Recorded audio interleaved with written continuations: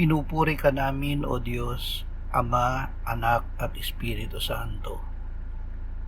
Salamat, Ama, na ibinigay mo sa amin si Jesus na iyong anak, na namatay para sa aming kasalanan, iyong muling binuhay, iniakyat at iniluklok sa iyong kanan sa langit.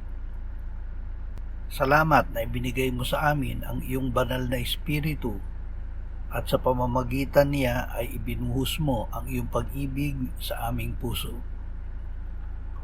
Ama, gawin mo kami na laging nagagalak sa iyong salita, upang kami ay maging gaya ng punong kahoy na nakatanim sa tabi ng agos ng tubig, na nagbubunga sa kapanahunan, na ang dahon ay hindi nalalanta, at sa lahat ng aming ginagawa ay nagtatagumpay.